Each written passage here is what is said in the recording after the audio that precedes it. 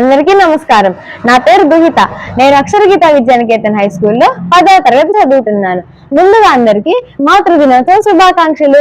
Happy mother's day. ఈ రోజు మాతృదినోత్సవం సందర్భంగా నేను మీకు ఒక చిన్న కథ చెప్పబోతున్నాను. దానికంటే ముందు ఫ్రెండ్స్, మనము అమ్మ మాట ఎప్పుడైనా వింటామా?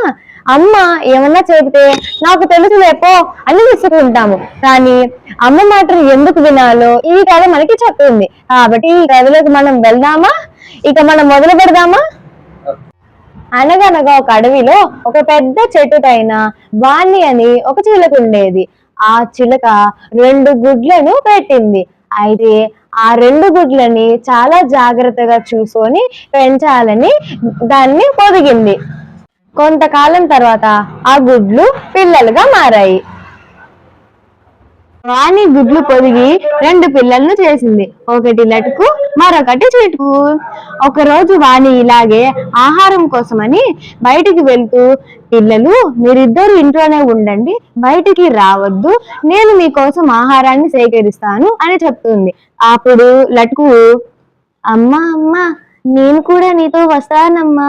వద్దు లటుకు, నువ్వు రాలేవు, నీకు ఇంకా ఎగిరే శక్తి లేదు, కాబట్టి ఇంట్లోనే అన్నయ్యతో పాటు ఉండిపో అని చెప్తుంది. తల్లి వెళ్ళిపోగానే లటుకు ఊరుకుంటుందా? అమ్మ మాట వినదు కదా, మనలాంటిదే.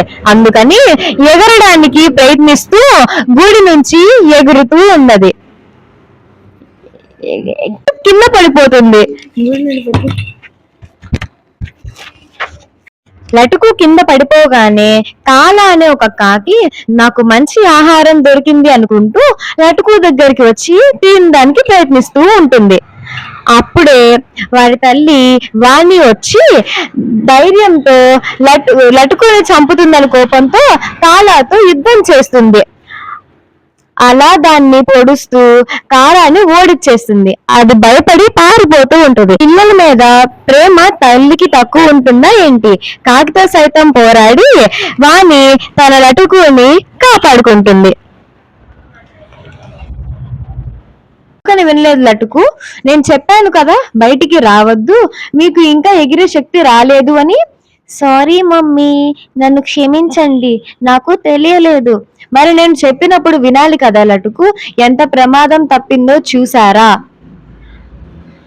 తల్లి అనుభవంతో చెప్తుంది కనుక తన మాటను మనం ఖచ్చితంగా విని తీరాలి, లేదంటే ఇలాగే అవుతుంది. మీరు కూడా ఇంట్లో మీ అమ్మగారి మాటను చక్కగా వినండి. అప్పుడే బాగా పైకి ఎదుగుతారు, బుద్ధి బాగా పెరుగుతుంది. ఫ్రెండ్స్, ఈ పప్పెట్ షో మీకు నచ్చిందా? ఎలా ఉందో మాకు చెప్పండి. బాయ్.